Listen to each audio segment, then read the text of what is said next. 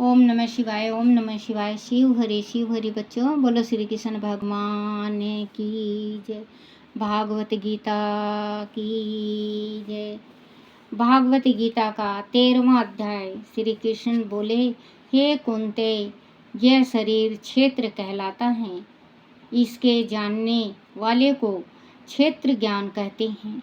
इस संपूर्ण क्षेत्र में क्षेत्र ज्ञान मुझे ही जान।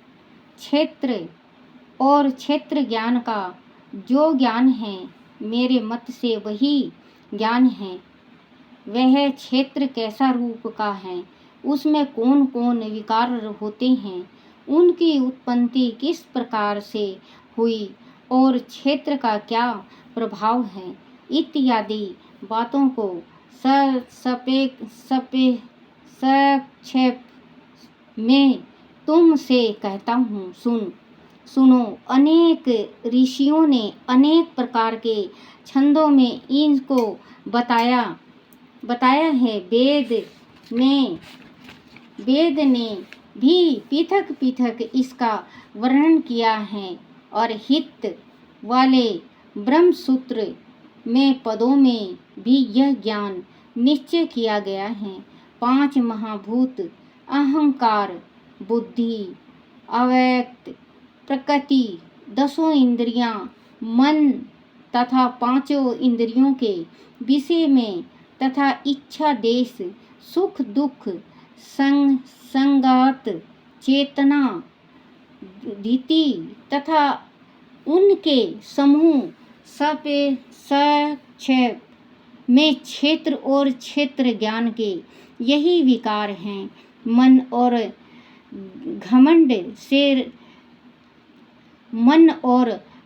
पखंड से रहित, अहिंसा, सहनशीलता, सरलता, गुरु की सेवा, पवित्रता, अपने मन का संयम, इंद्रियों के विषय में परिपक्वता, अहंकार रहित और जन्म मृत्यु, बुढ़ापा, रोग, दुखादि दोषों को देखना, पुत्र स्त्री ग्रह इत्यादि आसक्ति न करना और इसमें अपने को सुखी दुखी न मानना और इष्ट अनिष्ट प्राप्ति में हर्ष विषाद रहित रहना, अन्य भाव से मेरी भक्ति करना, एकांत में रहना, जन समूह में रहने से विराग, सदा स्मरण रहना कि मैं परमात्मा का ही अंश हूँ।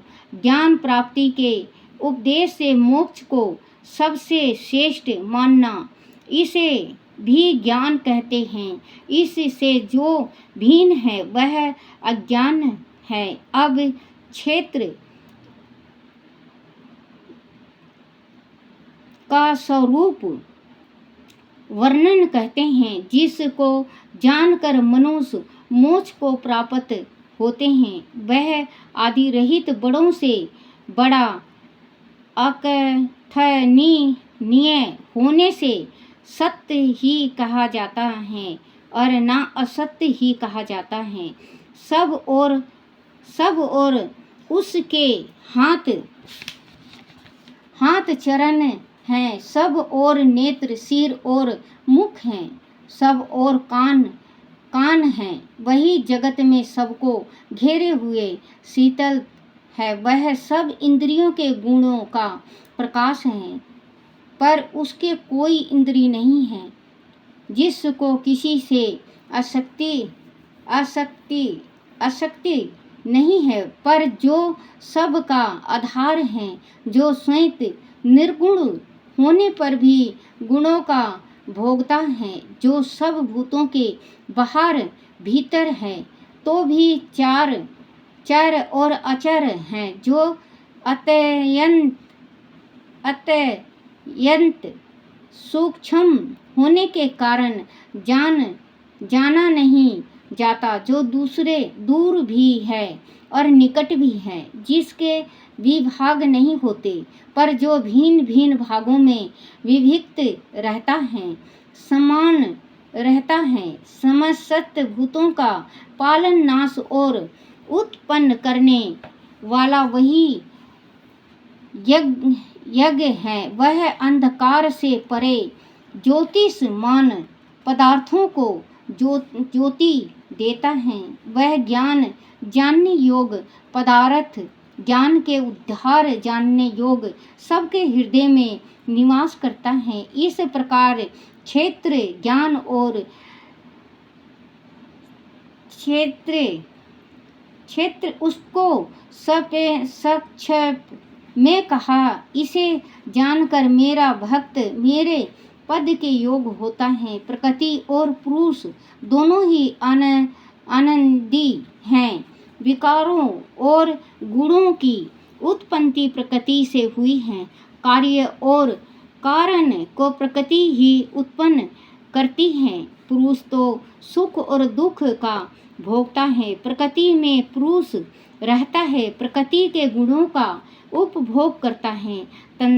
तदनुसार उत्तम तथा अध्यम योनि में जन्मता है। इस देह में दुष्टा अनुमंता भर्ता भोक्ता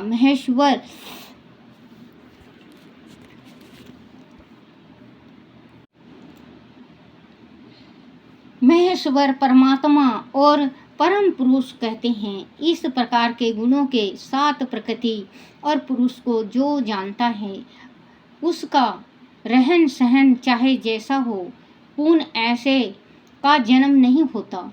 कोई ध्यान से, कोई संख्या योग से और कोई कर्म योग के द्वारा अपने को आत्मा से देखते हैं।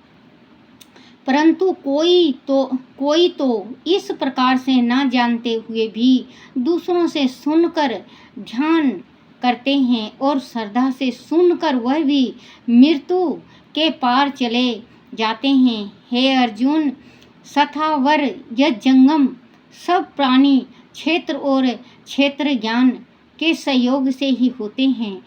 परमेश्वर सब भूतों में समान रूप से ही हैं। भूतों के नष्ट होने पर भी उनका नाश नहीं होता। इस भांति जो देवता हैं वही देवता हैं। सब में समान रूप से शीतल परमेश्वर को देखता हुआ जो अपनी आत्मा का नाश नहीं करता, वह उत्तम गति को प्राप्त करता है। जो वह यह देखता है कि प्रकृति द्वारा सब कर्म होते हैं और आत्मा आकर्ता है, वही मानो देवता है। जब वह भिन्न भिन्न भूतों को परमेश्वर के बीच एक रूप देखता है और उसी से उनका विस्तार देखता है, तब वह ब्रह्मा को प्राप्त होता है। हे कुंती, अनादि और निर्गुण होने से परमेश्वर अव्यय है। शरीर में रहता हुआ भी वह कुछ नहीं करता, ना उसमें लिप्त होता है। जैसे आकाश सर्वत्र व्याप्त होने पर भी किसी से मिलता नहीं, उसी भांति देह में सर्वत्र व्यापत यह आत्मा भी उसमें लिप्त नहीं होता। हे अर्जुन, जैसे एक ही सूर्य सारे लोकों को प्रकाशित वान करता है, वैसे ही क्षेत्र समस्त क्षेत्र को प्रकाशित करता है। जो लोग ज्ञान दृष्टि से क्षेत्र ज्ञान का भेद तथा भूतों के प्रकृति देख कर मोक्ष का उपाय जान लेते हैं, वह परम पद को प्राप्त कर लेते हैं। बोलो श्री कृष्ण भगवान की जय। बोलो भागवत गीता की जय। बोलो श्री कृष्ण भगवान की जय। भागवत गीता का 13वां अध्याय का महात्म। श्री नारायण जी बोले, हे लक्ष्मी, अब 13वां अध्याय का महात्म सुनो। दक्षिणी देश में हरि नामक एक नगर था। वह एक व्यभिचारिणी स्त्री रहती थी। एक दिन एक पुरुष को उसने वचन दिया कि मैं अमुक स्थान पर तुझसे मिलने आऊंगी, तुम वहां चलो। वह पुरुष किसी और वन में चला गया और वह स्त्री ढूंढती ढूंढती हैरान हो गई, पर वह पुरुष ना मिला। झांसा हो गई। तब वह गणिका अपने उस प्रीतम का नाम लेकर पुकारने लगी। इतने में वह पुरुष मिल गया।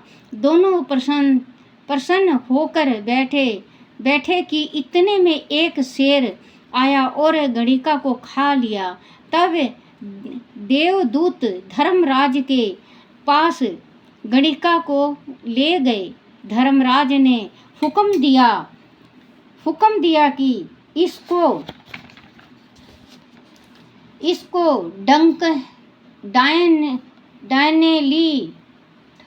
डाकनी का जन्म दो। श्री नारायण जी बोले, हे लक्ष्मी, उसने गणिका की देह त्याग कर डायनी की देह पाई। कई दिन पीछे वह एक दिन नर्मदा नदी के तट पर चली गई। वहां देखा कि एक साधु गीता की 13वां अध्याय का नित्य पाठ करता है। उसने सुन लिया। जब 13वां अध्याय का प्रसाद पाया तो तुरंत डायनी के प्राण छूट गए। उसने देखा देवदेही पाई। आकाश से विमान आया जिस पर बैठकर वह वैकुंठ को चली गई। श्री नारायण जी बोले, हे लक्ष्मी, ऐसा 13वां अध्याय का महात्म है। जो प्रीति के साथ इसका पाठ करते हैं उसके फल का वर्णन नहीं किया जा सकता। अनजाने होकर पढ़े तो परम धाम की प्राप्ति होती है। बोलो श्री कृष्ण भगवान की जय। बोलो श्री कृष्ण भगवान की जय। बोलो भागवत गीता की जय। अपने अपने माता पिता की जय। अपने अपने गुरुजनों की जय। अपने अपने गुरुजनों की जय।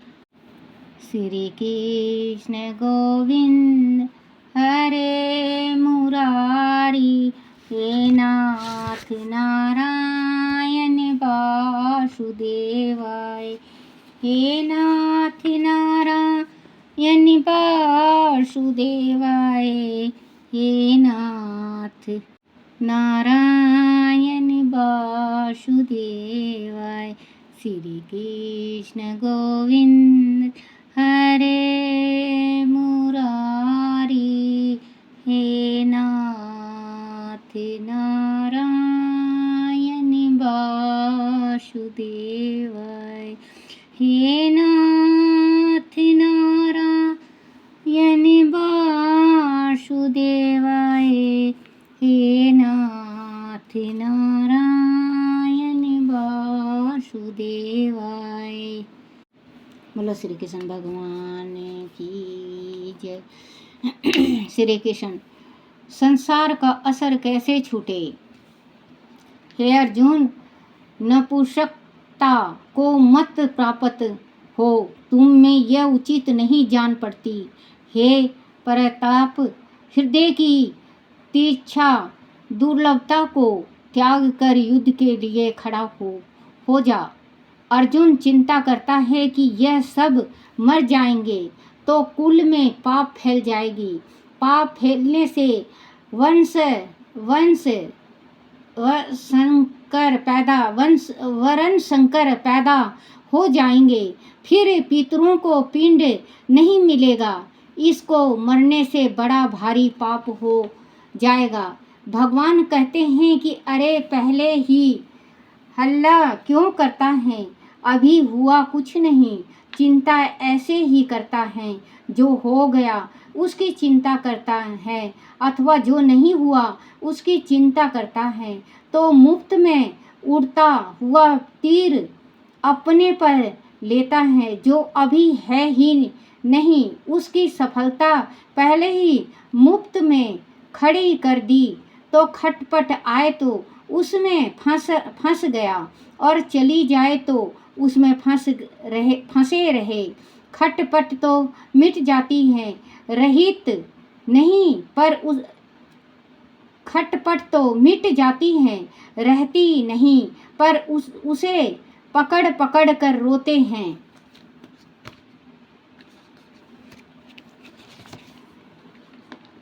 उसे क्यों पकड़ो, वह चली गई तो मौज करो, आनंद करो कि अब तो मिट गई।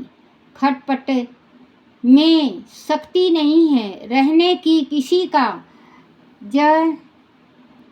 जवान ब्याह हुआ जवान ब्याह्या हुआ बेटा मर जाए तो मोह उसकी के कारण हृदय में एक चोट लगती है, परंतु वह मरता है तब जैसे चोट लगती है वैसी चोट दूसरे तीसरे दिन नहीं रहती, पर रो कर याद कर उसे रखते हैं, याद करते हैं, फिर रोते हैं। इस तरह उसको पालते हैं, फिर भी वह हृदय की चोट एक दिन मर ही जाती है, चिंता शोक मर ही जाती है। आप उसे रख सकते ही नहीं हैं, किसी में ताकत की उन्हें रख ले। कुछ बरस के बाद तो चिंता शोक बिल्कुल मर जाते हैं। अपने तो रखने की खूब चेष्टा की, खूब रोए, खूब दूसरों को सुनाया कि वो यूं था, ऐसा था, वह चला गया, इतना शोक को पाला, फिर भी वह मर ही जाता है। मेहनत करने पर भी नहीं रहता, इसीलिए उसकी उपेक्षा कर दो। मर गया तो खत्म हो गया काम, अब क्या चिंता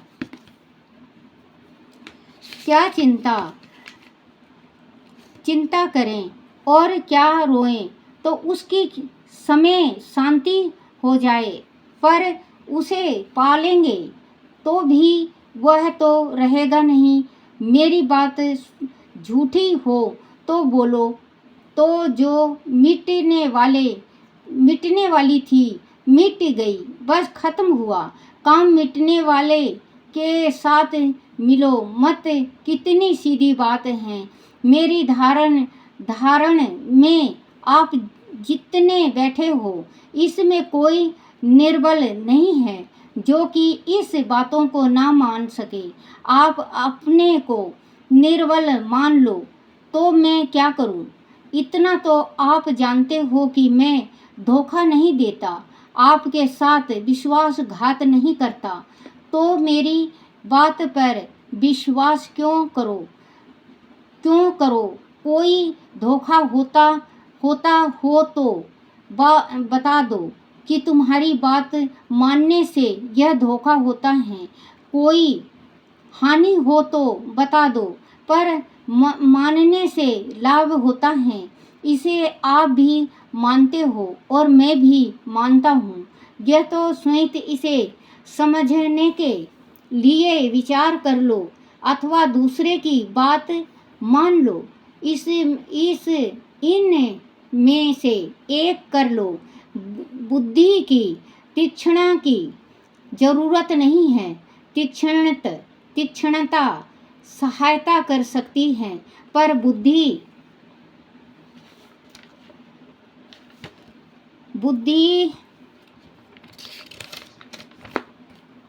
शुद्ध एक निश्चय जितनी सहायता करती है उतनी तीक्ष्णता नहीं करती। बुद्धि में जड़ता हो, यह विक्षेप हो, इससे कोई अंतर नहीं पड़ता। पर इस विषय को मैं समझूं, इस तरह लक्ष्य हो। वास्तव में खटपट आपने में ही है, नहीं यह सार बात है। बोलो श्री कृष्ण भगवान की जय, विष्णु लक्ष्मी की जय। बोलो श्री कृष्ण भगवान की जय। ओम नमो भगवते वासुदेवाय। हे मेरे कान्हा, हे मेरे कृष्ण भगवान, सबके पितरों को मोक्ष दो, मोक्ष दो, मोक्ष दो।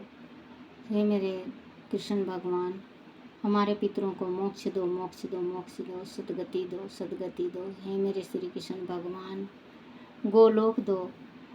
जो सुने सुनाए उनके पितरों को सदगति दो, मोक्ष दो, मोक्ष दो, गौलोक दो। बोलो श्री कृष्ण भगवान की जय। श्री कृष्ण गोविंद हरे मुरारी, हे नाथ नारायण वासुदेव। श्री कृष्ण गोविंद हरे मुरारी, हे नाथ नारायण वासुदेव।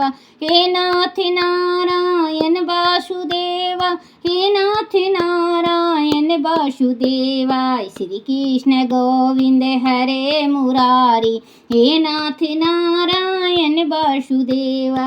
हे कृष्ण नारायण वासुदेवा। बोलो कृष्ण, बोलो कृष्ण, बोलो कृष्ण, कृष्ण कृष्ण राधे राधे राधे राधे राधे राधे राधे राधे राधे राधे राधे राधे राधे राधे राधे राधे। श्याम मिला दे, श्याम मिला दे, श्याम मिला दे, श्याम मिला दे।